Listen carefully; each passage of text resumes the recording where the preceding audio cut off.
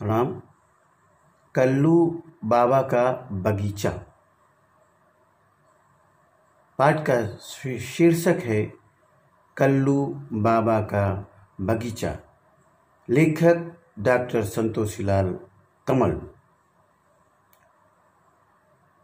1950 में उत्तर प्रदेश जमींदारी उन्मूलन अधिनियम पारित हुआ और लैंड रेवेन्यू एक्ट भी UPZANLR एक्ट 1950, जिसके तहत उत्तर प्रदेश में भूमि सुधार का अभियान शुरू हुआ सरकार के द्वारा। उसके पहले उत्तर प्रदेश तो क्या पूरे भारत में जमींदारी प्रथा लागू थी।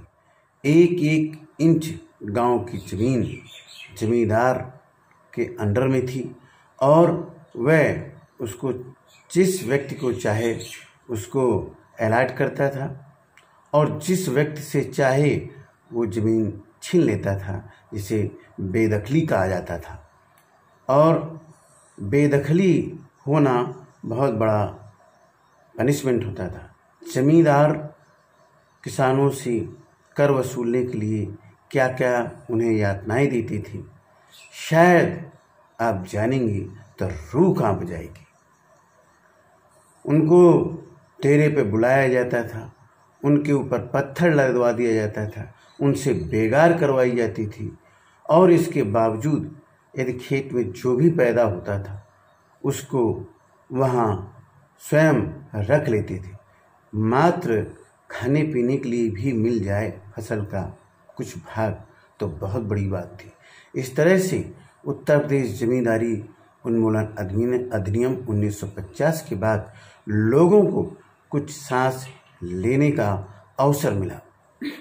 सोचा कि अब ये जमींदारी उन्मूलन अधिनियम पारित हो गया है, लोगों में खुशहाली आएगी, लोगों में समरसता आएगी, लोगों में सद्भावना बढ़ेगी, लोग आपस में जो लड़ते भिड़ते हैं उसमें कमी आएगी, साक्षरता दर में बढ़ोतरी होगी।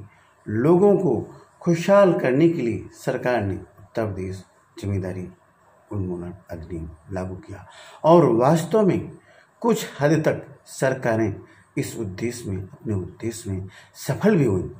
इसी के तहत चकबंदी अधिकारियों की नियुक्ति हुई, चकबंदी विभाग की नियुक्ति हुई, उसमें लेखपालों की नियुक्ति हुई और सभी अधिकारी और लेखपालों के माध्यम से, चकबंदी अधिकारी और लेखपालों के माध्यम से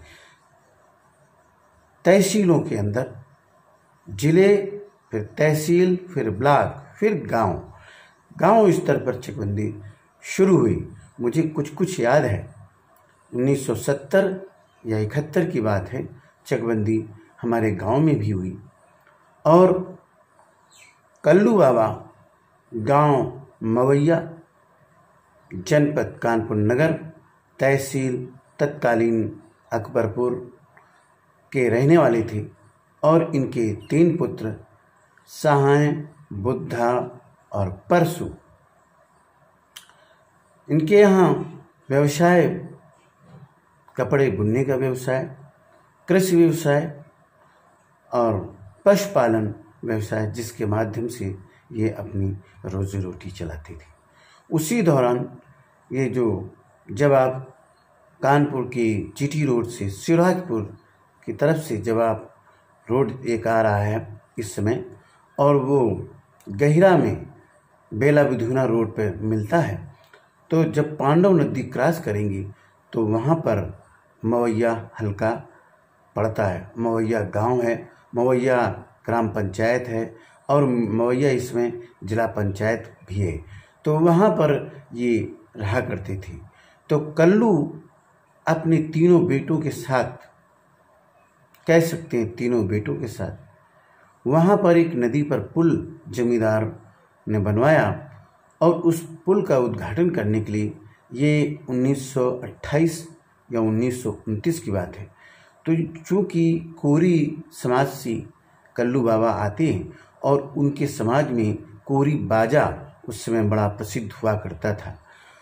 कोरी बाजा को लेकर के जमींदार ने कहा कि पुल का उद्घाटन है, आप कल्लू वहाँ पर पूजा होगी और चूँकि पुल का निर्माण होना है वहाँ आपको बाजा बजाना है। तो ये ढोलक, मंजीरा, झींका और अन्य थाली वगैरह लेकर के अपने पुत्रों के सहित गए और वहाँ पर उन्होंने उद्घाटन के समय उन्होंने बहुत बढ़िया ध्वनि बजाई और जमींदार खुश हो गया। जैसे आपने देखा होगा मोगाम्बू खुश हुआ, इसी तरह से वो जमींदार खुश हो गया और उस खुशी में इनाम दिया 5 एकड़ जमीन। 5 एकड़ जमीन तीनों कल्लू बाबा के जो तीनों पुत्र थे, सहाय, बुद्धा, परशु, इनको लेकर के कल्लू बाबा ने उस 5 एकड़ जमीन में बाग लगाया। उस बाग में शीशम के पेड़, नीम के पेड़, जामुन, आम, महुआ, विभिन्न प्रकार के इस तरह से उन्होंने पेड़ लगाए। उनका सिंचन किया, संरक्षण किया और मैं उन चीज़ों का गवाह हूँ। जब सहाय, परशु, बुद्धा, इन तीनों का परिवार जब आगे बढ़ा तो इन तीनों से उनके 10 पुत्र हुए, चुन्नीलाल, नारायण, श्यामलाल।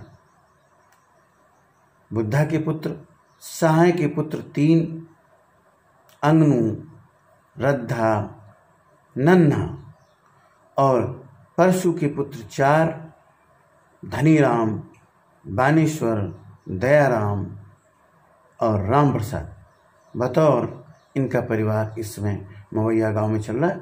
कुछ शहरों में इन लोगों ने मकान बनाए। होता क्या है, कुछ समय के बाद सन 1970 तक पेड़ों की अच्छी सी बढ़ोतरी हुई और उसमें महुए में फल आने लगी। महुए के फूल, महुआ फूल झरे जाएं। महुआ फूल मार्च के महीने में, फरवरी से मार्च और ये अप्रैल प्रथम सप्ताह तक फूल झड़ते हैं उसमें। तो वो फूलों को इकट्ठा किया जाता है, महुआ के फूलों को इकट्ठा किया जाता है और उनका फर्मेंटेशन करके डिस्टिलरी के माध्यम से उनमें शराब बनाई जाती है, जिसे ठर्रा भी कहा जाता है। देसी शराब महुआ की यदि मिल जाए तो हमारे घर में भी, ये कल्लू के परिवार में नन्हा का जो परिवार था वो महुआ इकट्ठा करता था और चुपके से डिस्टिलरी इकट्ठा करके उनको पहले सड़ाते थे महुआ को, और महुआ को सड़ा करके किसी की निगाह न पड़े उससे वो धीरे से शराब उतारते थे। मैंने देखा है, हमारी स्मृतियों में है वो चीज़, मैंने देखा है। तो पारी लगती थी। एक दिन सहाय का परिवार जाएगा महुआ बीनने, दूसरे दिन बुद्धा का परिवार जाएगा महुआ बीनने, तीसरे दिन परशु का परिवार जाएगा। चूँकि मैं बहुत छोटा था तो मुझे मेरी दादी माँ, भीखा दादी माँ, मुझे ले जा कर के कहती थी चल तुझे गुड़ खिलाऊंगी। तो सुबह उठते उठते वहाँ बड़े बड़े झुआ लेके जाया जाता था। झुआ वो टोकरी को कहते थे और उनमें हम लोग पेड़, हमारे कज़िन मुन्ना लाल जी और छुन्ना, राम कुमार भैया, ये सब लोग बड़े बड़े थे थोड़ा हमसे। तो वो लोग सब लोगों को ले जा कर के महुआ बीनते थे, ऐसे महुआ के पेड़ के नीचे ऐसे बीनते थे और उसमें इकट्ठा करते थे। फिर या तो हम थोड़ा थोड़ा करके लाते थे या दादी लाती थी या वहाँ से हमारे बड़े पापा श्री धनीराम जी और हमारे स्वयं पापा श्री बानेश्वर, या उनको बुलाया जाता था तो वो ले जाते थे। फिर उनको सुखाया जाता था, इस तरह से महुआ सुखा करके कभी जब सूख जाते थे तो उनको बाज़ार में बेचते भी थे। और महुआ इतना स्वादिष्ट, बारिश जब होती थी तो हम उसको भून करके, कंडा की आग पूरी तरह से बनाते थे और उसमें उसको भूनते थे और भून करके आप उसको मिक्स कर दीजिए और उसको आप ऐसे ही खा सकते हैं। आपने यदि महुआ खाया, फूल खाए, तो आप समझ लीजिए आपका नाश्ता हो गया। इस तरह का महुआ का फूल होता है। तो और कच्चा यदि आपने खाया, कच्चा भी बहुत मीठा हो, उसमें जब आप कच्चा खा लेंगे तो आपका उसमें ग्लूकोज की मात्रा भी बहुत अच्छी होती है। तो इस तरह महुआ का फूल बहुत स्वादिष्ट होता है, बहुत पौष्टिक होता है। उसके फल भी बहुत अच्छे होते हैं, गुल्लू कहते हैं हम। उन कच्चे होते हैं तो उनकी सब्जी बनाते हैं, और जब पक जाता है तो उसको हम बीज निकाल के उसका ऊपर का भाग खाते हैं। वो भी बहुत पौष्टिक होता है और उसमें ग्लूकोज की मात्रा ज़्यादा होती है। तो इस तरह से महुआ के पेड़ों का हम लोग इस तरह से इस्तेमाल करते थे। जामुन, बारिश के समय जामुन बहुत लगती थी, हम लोग सभी लोग खाते थे। नीम, शीशम ये फर्नीचर के काम में आती थी। और आम, वहाँ पर एक सिपुया नाम का एक पेड़ था जिसकी स्मृतियाँ मेरी स्मृति पटल पर आज भी मौजूद हैं। तो कल्लू ने वहाँ पर 5 एकड़ में ये सब बाग लगाया, और उसका एक अवशेष के रूप में एक महुआ जो उसकी नाली के पास खड़ा था, वो आज भी खड़ा है। हमारे बड़े पापा श्री धनीराम जी, जिसके चक में वो किनारे है, उनसे एक बार लाठी भी चलाई थी कि क्यों ये पेड़ हमारा है। बाद में जो हमारे बाबा थे श्री परशु बाबा, उन्होंने कहा नहीं छोड़ दो, जब पूरा बगीचा चला गया तो इस पेड़ के पीछे क्यों झगड़ा करते हो। तो आज भी महुआ का पेड़, पूरे बगीचे की एक ही अवशेष चीज़ बची है, वह है महुआ का पेड़, जो आज भी मवैया गांव में श्री श्री प्यारेलाल स्वतंत्रता संग्राम सेनानी, जिनके की 4 पुत्र हुए, शिवकेश, मुकेश, राम बाबू और स्वयं master warrant officer Shri Shri Ram अवतार जी कमल, तो वो उस महुए के पेड़ के हकदार इस समय हैं। तो आपको बताना क्या चाहता हूँ कि इस उत्तर प्रदेश जमींदारी उन्मूलन अधिनियम 1950 एवं land reform act, land revenue act जो पारित किया गया, उसका बहुत अच्छा समाज के अंदर, उत्तर प्रदेश के अंदर जो भूमि सुधार की योजना थी अच्छी तरह से लागू हुई।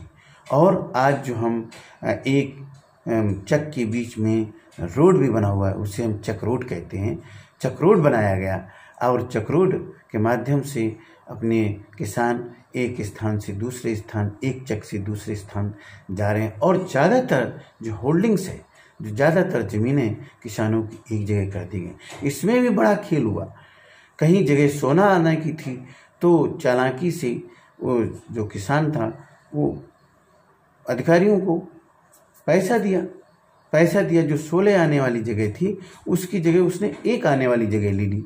तो उसके 16 बीघे जो गांव किनारे जो ज़मीन होती थी, जो 16 आने की ज़मीन थी, उसको उसने 16 बीघे में कन्वर्ट कर लिया और वो उसने सुधार कर लिया। तो देखिए यहाँ भी खेल होता है। तो उत्तर प्रदेश भूमि सुधार अधिनियम में जो बदलाव आए, जिसकी मंशा थी, वो अच्छी तरह से पूरी नहीं होती दिख रही है। जो बाग था, कल्लू का बाग, जिसके बारे में हम चर्चा कर रहे हैं, वो कल्लू का बाग चूँकि अनाधिकृत था, कैसे जमींदार ने उसको, उस जमीन को कल्लू के नाम नहीं किया, और कल्लू इतने भोले भाले थे कि उसकी बाउंड्री कराई और उसके अंदर पेड़ लगाए। अपने पुत्रों के सहाय, बुद्धा, परशु के माध्यम से पेड़ लगाए और वो पेड़ फलने फूलने लगे। फिर भी कल्लू ने या कल्लू के पुत्रों जो सहाय, बुद्धा, परशु, इन लोगों ने भी कोई विशेष ध्यान नहीं दिया कि वो ज़मीन अपने नाम करा लें। इसका परिणाम क्या हुआ? जब चकबंदी हुई तो घना बाग, जिसमें कि मैं समझता हूँ कि मोर देन 100 से अधिक वहाँ पेड़, विभिन्न प्रकार के पेड़ जो मैंने बताए वो लगे हुए थे, उनका विनाश हो गया। विनाश कैसे हुआ? चकबंदी, चूँकि वो जगह उनके नाम नहीं थी, बाउंड्री थी, चाहते चकबंदी अधिकारी चाहते तो उस जमीन को उस समय नाम कर सकते थे, लेकिन भ्रष्टाचारी इतनी गजब की थी उस समय। चूँकि भ्रष्टाचारी हो भी क्यों ना, क्योंकि जमींदारी से डायरेक्ट ये तहसीलों का निर्माण हुआ। तहसीलदार, डिस्ट्रिक्ट मजिस्ट्रेट और लेखपालों, जिन्हें पटवारी कहा जाता था, उनके अंडर में ये गांव का नक्शा बना, उनके अंडर में जमीन आ गई। तो चकबंदी अधिकारी, लेखपाल, चकबंदी लेखपाल के माध्यम से खूब झमाझम लूट हुई। और उस लूट का परिणाम क्या हुआ? ये जो घने बाग थी, अनाधिकृत बाग जहाँ लगाए गए, उनका विनाश हो गया। और वो विनाश मैंने देखा है, मैंने अपने हृदय से अनुभव किया है। बाद में उसकी मालियत लगाई गई, उसकी कीमत लगाई गई और ऑप्शन दिया गया ये कि यदि किसान चाहे तो उन पेड़ों को कटवा सकता है, किसान चाहे तो उससे जिसके चक में वो पेड़ गए हैं उनकी मालियत ले ली, कीमत ले ली। आप सोचो, एक जो बहुत घना पेड़ हो और जिसकी कीमत बाजारी मूल्य 1000 रुपये हो और उसको कहा जाए उस किसान को कि आप मात्र 50 रुपये ले लीजिए, इससे ज़्यादा कोई देता नहीं था, तो किसान इतनी ज़्यादा कीमत दे नहीं सका। और आखिर बाग, कल्लू का जो बाग था, कल्लू के पुत्रों ने, साहन, बुद्धा, परशु ने ये निर्णय लिया, तीनों ने, कि बाग को काटा जाए। यहाँ फ्रस्ट्रेशन में, यहाँ चकबंदी से त्रासदी की शुरुआत की एक वानगी मात्र मैं आपको बता रहा हूँ, और वो बाग कटना शुरू हुआ। हम लोग छोटे थे,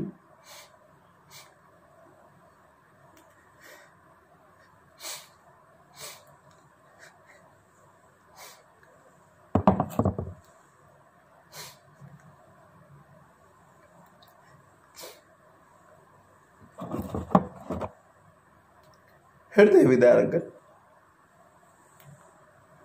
उस घटना ने इस बाल पर इतना प्रभाव डाला जिसका मैं बयान नहीं कर सकता।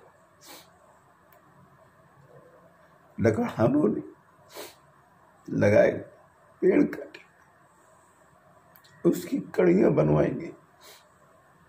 सोचा, तीनों बाबा ने सोचा एक घर में फर्नीचर में काम आएगी। अफसोस वो लकड़ी तीनों में बटी और बटने के बाद यूं बरसात में रख दी गई, क्योंकि सबके घर बने हुए थे, लकड़ी की आवश्यकता नहीं थी। और देखते देखते बाग उजड़ गए और उस उजड़ाव का परिणाम ये हुआ, इस बाल मन बड़ा आघात पहुंचा जिसका मैं बयान नहीं कर सकता। आज भी मुझे वो दिन याद आता तो शरीर में शिहरन उठती कि इतना हरा भरा बाग इन चकबंदी अधिकारियों की लापरवाही, तहसीलदारों की लापरवाही, डिस्ट्रिक्ट एडमिनिस्ट्रेशन की लापरवाही की वजह से बाग उजड़ गया। आखिर भी एक आम का पेड़ बचा था, उसका नाम सिपुया कहा जाता था।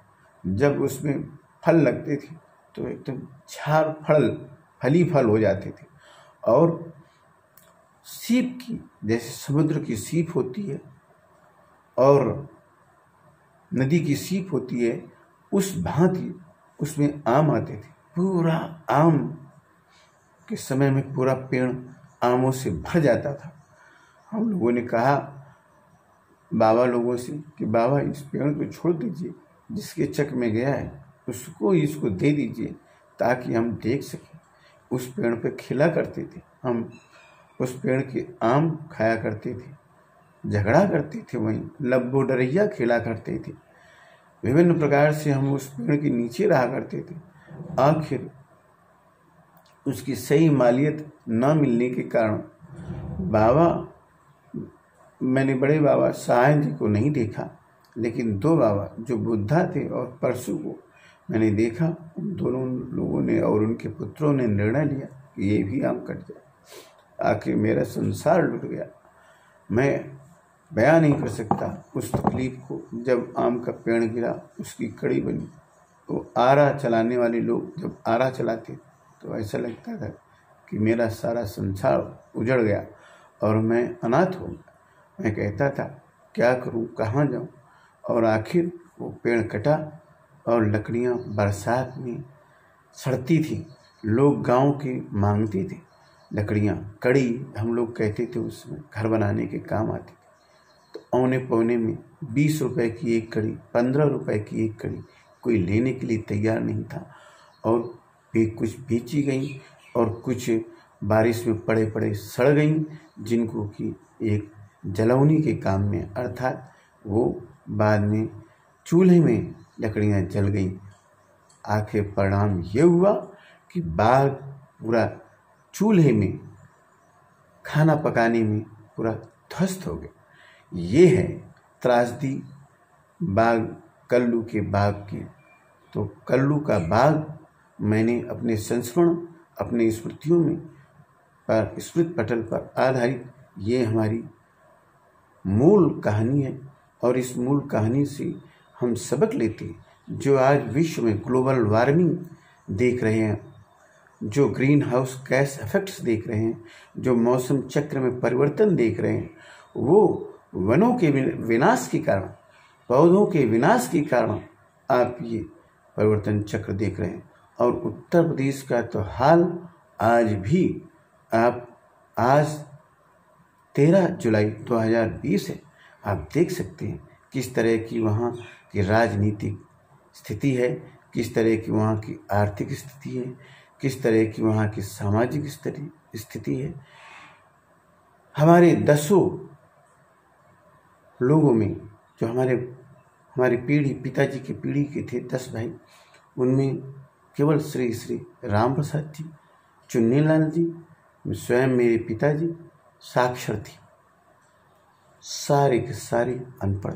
हमारी सारी बुआ, ननखी, राम दुलारी, शांति, जरारी की बुआ देवयानी अनपढ़।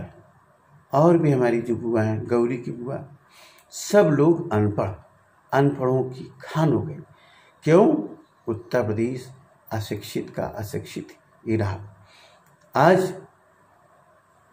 आधुनिक समय में भी यदि महाराष्ट्र ना हो, मध्य प्रदेश ना हो, पंजाब ना हो, हरियाणा ना हो और अन्य राज्य ना हो, तो उत्तर प्रदेश की कितनी 20% आबादी स्वतः खत्म हो जाएगी। बॉम्बे में देखेंगे जितने टैक्सी ड्राइवर सब उत्तर प्रदेश के लिए। उत्तर प्रदेश का ये है। आज आप कोरोना त्रासदी में देखेंगे कि किस तरह से पलायन हुआ, मजदूरों का पलायन हुआ। उत्तर प्रदेश में हर गांव में मजदूरों का, प्रवासी मजदूर के नाम पर मुहिम चलाई गई। कितने मजदूर खत्म हो गए, हम गिन नहीं सकते। ये हाल उत्तर प्रदेश का आज है। चूँकि योगी सरकार इस समय है, उन्होंने बहुत सुधारात्मक कार्य किए हैं, बावजूद बहुत कुछ करने की ज़रूरत है। तो इस तरह से कल्लू का बाग मेरे स्मृति पटल पर छाया हुआ है। मैं अपने कल्लू बाबा को और उनके तीनों पुत्रों को, बुद्धा, सहाय, परशु को शत शत नमन करता हूँ, जिन्होंने पेड़ों से लगाव रखा, वनों से लगाव रखा और हमें इस मुकाम पर पहुँचाया कि आज मैं स्वयं ज़मीन खरीद कर उस ज़मीन में मैंने बाउंड्री कराई चौतरफा, और मैंने पेड़ों को लगाने का कार्य किया उसमें। और मैं अभी नाम भी देने जा रहा हूँ। किसी पेड़ का नाम कल्लू रखूँ, किसी का नाम साहे रखूँगा, किसी का नाम बुद्धा रखूँगा, किसी का नाम चुन्नीलाल रखूँगा, किसी का नाम नारायण रखूँगा, और किसी का नाम श्यामलाल, किसी का नाम अमलूलाल, किसी का नाम रद्धा, और किसी का नाम मैं नन्ना, किसी का नाम धनीराम, किसी का नाम दयाराम, और किसी का नाम बानेश्वर, किसी का नाम मैं राम प्रसाद रखने जा रहा हूँ। क्यों? हमारी आत्मा में वनों का विस्तार होना चाहिए, ताकि ये पृथ्वी लोगों के जीने के लिए सुरक्षित रह सके। हम आगे आने वाली पीढ़ी को कुछ दे सके, वो शुद्ध प्राणवायु हमें केवल पौधों से, पेड़ों से मिलती है। इसलिए आइए हम सब संकल्प लें कि हमें पेड़ों का संरक्षण करना है, वनों का संरक्षण करना है। इसके लिए रहने के लिए तो हम लोग कुटिया में भी रह सकते हैं, छप्परों के नीचे रह सकते हैं, लेकिन ये कंक्रीट जंगल ने, ये आधुनिकीकरण ने हमारे वनों का जो विनाश किया है, उसका परिणाम हमारी आगे आने वाली पीढ़ी भी भुगत रही है और हम सब लोग भुगत रहे। मैं डॉक्टर संतोषी लाल कमल भावुकता के साथ मैं आपको वनों का संरक्षण के लिए आह्वान करता हूँ। जय हिंद, जय भारत, जय हिंद, जय भारत। बने रहिए नेक्स्ट वीडियो के साथ। बहुत बहुत धन्यवाद, बहुत बहुत धन्यवाद। आपने हमारा कल्लू का बगीचा मूल रचना है, ये अप्रकाशित है। यदि इस रचना पर कोई अधिकार जताता है तो कॉपीराइट के अंतर्गत उसे प्रोसिक्यूट किया जाए। इसके जो मूल पात्र हैं वो ये यथार्थवादी जो मैंने संस्मरण बताया है, इसमें कल्पना पर आधारित कोई भी पात्र नहीं है और जिन पात्रों का नाम मुझे ज्ञात नहीं है उनकी मैंने चर्चा यहाँ पर नहीं की है। ये यथार्थवादी संस्मरण है। बने रहिए, इसे देखते रहिए और इसे सीख लेते रहिए। तब तक लिए अलविदा। धन्यवाद, बहुत बहुत धन्यवाद।